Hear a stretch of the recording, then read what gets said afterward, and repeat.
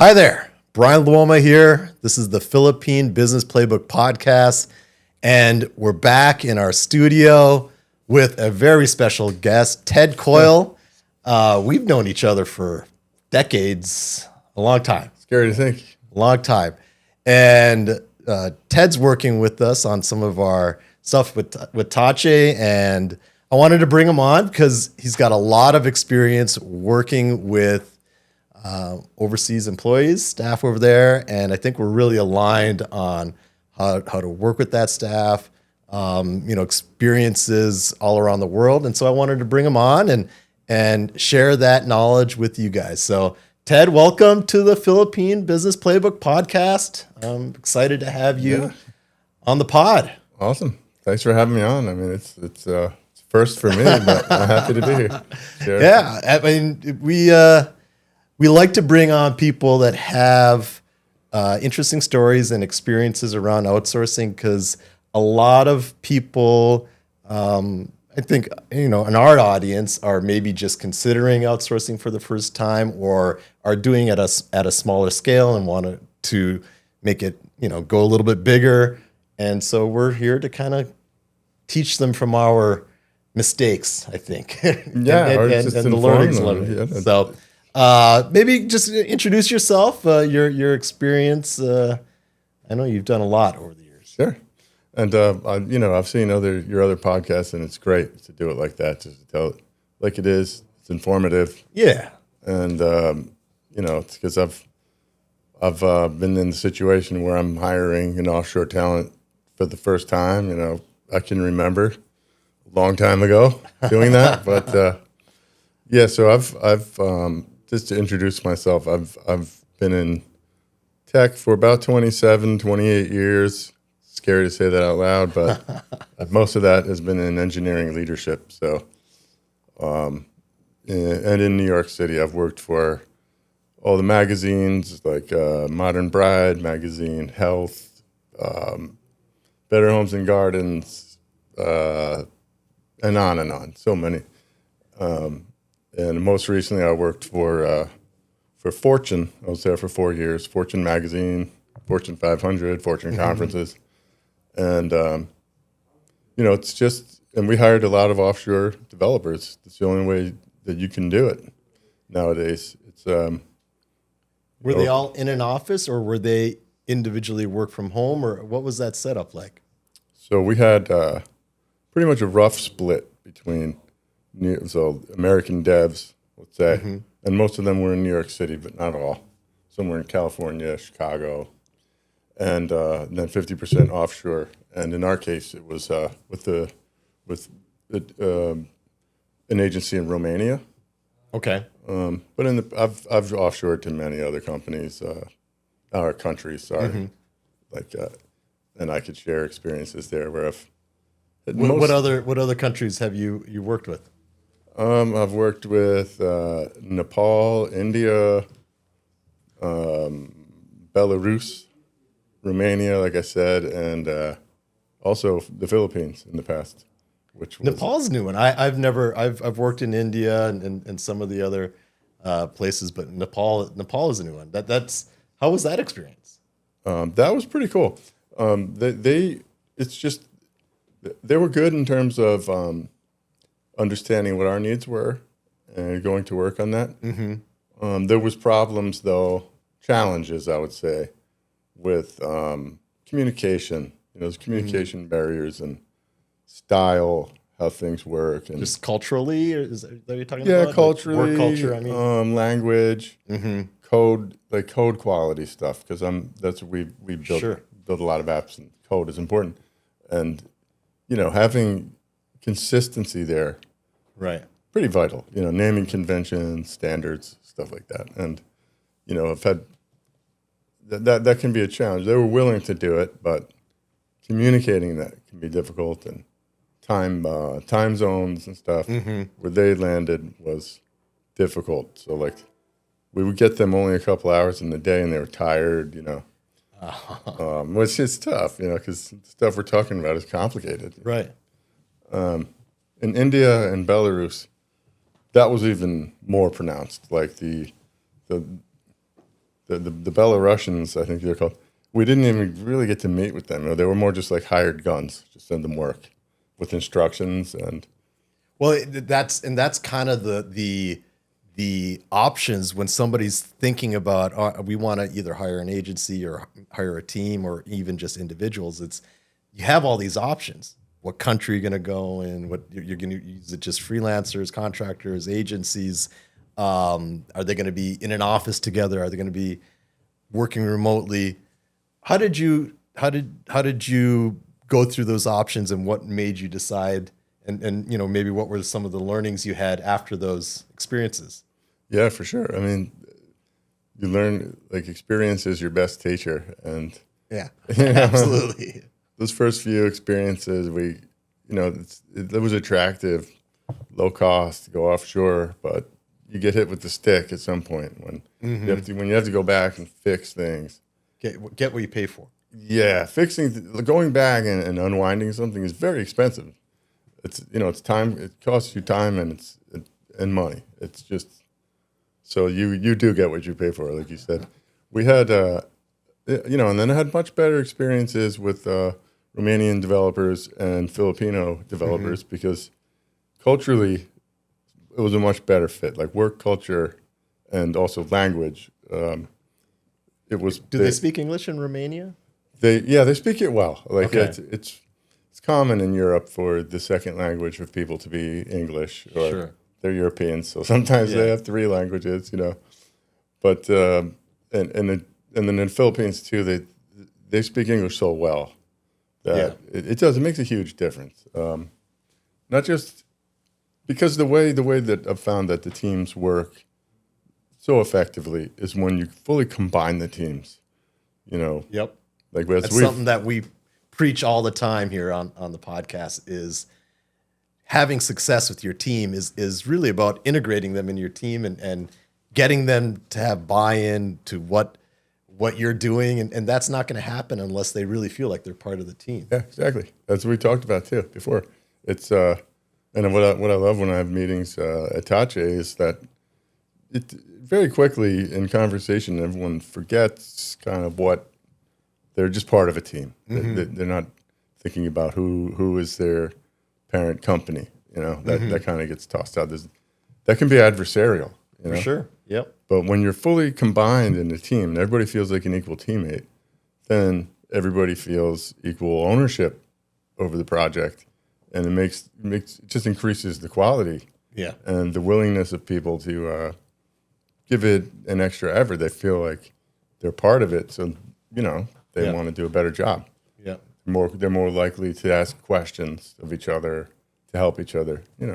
Yeah, I think that I've had clients that ask me like, how do I deal with my offshore staff? Should I give them email addresses? Should they be, have KPIs? Should they be involved in, the morning stand-up meetings and stuff like that? And I'm assuming your answer would be the same as mine, is yes to all that. Oh yeah, completely. It's fully transparent and fully inclusive of everybody. And, it gets to the point where once I've communicated my vision, my requirements, I don't even really need to be there so much because I can trust that everybody's going to take care of it. Right. And you got the right tools that you're tracking progress and everything else. Yeah. And just good one-on-one relationships, because sometimes people have questions, or I like to just, even with the offshore developers, just have a one-on-one with them every now and then, just so they feel like a person. They really appreciate that. How are things going? Yeah, that's key. How are you finding this relationship? Are you getting your questions answered like that? And it's a chance to crack a joke with them too, get them to smile, because they're for the most part eager to learn and contribute. Very great attitudes like that, but there's a hesitancy to initially anyway to show some personality, because it's good to coax that out, and once that happens, the relationship is so good. And what is your experience working with people in the Philippines, and like how have you found that experience? Just like this is in the excellent side of things, It's in that we can fully combine a team and feel like fully like teammates before too long, which is important. And it just I've found that Filipino developers ask really good questions. And that's important to me because that means That is important. That's not always the case with your offshore team. Yeah. That's a really good point. It's an important barometer for me. It's like, and by good questions, I mean we've talked about the project and I've communicated vision and things like that, and we've pointed to documentation. So the questions are coming from understanding those and wanting to further that knowledge and contribute it back to the group. It's the questions are good for the whole, not just what do I need to do. What are your expectations as far as quality for your overseas team? Are you looking, when you're working at Fortune magazine and other places, what was how high was the bar set for your overseas team compared to the U.S. team or whatever? So I might be unique in that, and maybe this goes back to my experience because, in my first early days of going offshore, I expected that they're going to be excellent hired guns and they'll do whatever I want and do it fast. Mm-hmm. And that's just not realistic. It's just not possible, and you learn that the hard way. So, what I expect early on is that there's going to be open ears. There's going to be listening, understanding the needs that I'm conveying on behalf of my company. This is what we need to accomplish, and just initially, just making sure they're understanding all of that is super important. Then, as we start to do the tasks and do the work, I expect some level of skill, obviously, but more than just the fundamentals. They get cut above, but then that they can accelerate in subsequent sprints. Sure. That they're going to get better every time. That they're going to learn. We're going to have regular team huddles, stand-ups, whatever you want to call it, and each one of those they're brief, but everybody learns something, shares something, and it should accelerate the process. And generally, that's what I've experienced. When the developers can get better at something and do more work, sprint after sprint, that's perfect for me. And is the quality then you would say it's as it meets the bar that you would need? Is that generally absolutely. speaking? I think that we've talked about you need to find the right people in the right location for all those factors need to be considered and for our clients, for certain roles and certain types of experience and everything, having an offshore team is the right fit. Oh yeah. And you've been doing this for a long time, and I think tech is was one of the very first spaces where they learned about the global marketplace and the global workforce out there, and finding the right person for the right fit. What is the changes you've seen over the last, I don't know when you first started working offshore, 15 years ago maybe, how's that changed over that time? It's become really commonplace to do it, and now even in the last 2 years I've seen it's pretty much become standard. I mean, teams are at least 50-50 onshore, offshore, if not more. Really? A lot of companies are now being informed by ChatGPT that they can get rid of their engineering department and offshore the whole thing, which is to me that's not a reality. But that's got to be the right mix, I would assume. That's what's happening right now, and it's failing to some extent. But the right mix is the win-win because you get more done because you can augment your staff and make it bigger than you could ever afford to do. Yeah. Here in New York, it's very expensive to have 60, 80 developers, But it's it's more really reasonable to have 30 and go offshore for 30, or some rough mix of that. And Right. I think that's the reality that's here to stay, because websites, apps, marketing funnels, data pipelines, they're all big and complicated, and they're going to need developers and engineers. That's not going to change. What would be your advice to our audience if they're like thinking about augmenting their software development team, or even whatever positions they want to do? What would be your advice as to things they should think about if they were starting that, and maybe myths or other things that you've learned? Yeah, that's a good question.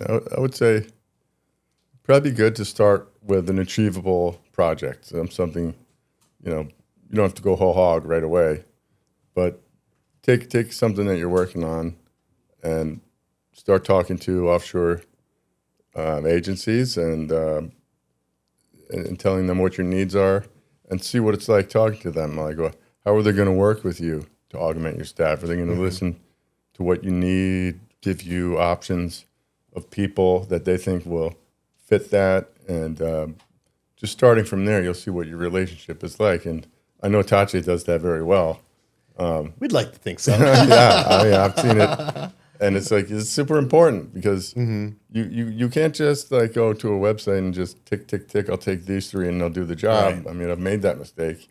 It's people have personalities, they have skills, they have experience, and And then that just goes back to what you were saying earlier about treating them like humans. That starts at the recruitment stage. Yeah. It's not just software skills and years of experience, and there you go. They're the right people. No, yeah, that's exactly it. I mean, it's because we've had projects scale where we've had to add additional teams. I've had as many as 7 combined teams at the same time. And, sometimes you have to integrate with a legacy system, some antiquated tech. And it's, not everybody has that on hand. So you have to work with your offshore agency to say, here's some people that we think can scale into that. And they might need a little time to scale into that. But, if you pick the right people, they'll do it. And it's still cost effective. So it's... I tell clients all the time, is like, if you're saving 80%, well, maybe just save 60% and make sure you got a really great team. There's margin there to pick the best. Yeah. I think if your experience is only with hiring in New York, you might have a history of like sacrificing on certain things. Well, I'm going to take somebody who's a little bit less experienced than I would normally, or I'm going to hire somebody that I need to train up a little bit on this software or whatever. If you're hiring offshore, that one of the beauties is you can get everything you want. You can get the experience, the skills, all that, and the personality and the culture fit that works with your team. And so I think that's a great tip. No, that's a good point too. It's like you can talk with any new potential members of your team on the offshore side to see if they're a fit. It's not just you have options. Yep. With a good agency, you do have those options, and you have a project manager and a good relationship. And I think that should be comforting to know, because it can seem overwhelming to just take people offshore somewhere. Yeah. All right. Well, thank you. I don't know if there's any final tips, or is there, you want to plug a website or anything like that? Or, I don't know. I mean, I can't think of anything. I'd just say that you should, if you're not offshoring, you should give it a shot, and it can be your best way to accelerate and save money and get to market. Absolutely. Yeah. All right. Well, I've been Bryan Luoma. This is Ted Coyle. We're the Philippine Business Playbook podcast. Thank you so much for watching. Hit that subscribe button, the like button, leave some comments. We'd love to start a conversation. Got any questions for Ted or software development, spinning up those teams? I'm sure he wouldn't mind answering those questions. Absolutely. So this has been great. Until the next time, we'll see you again on the Philippine Business Playbook podcast.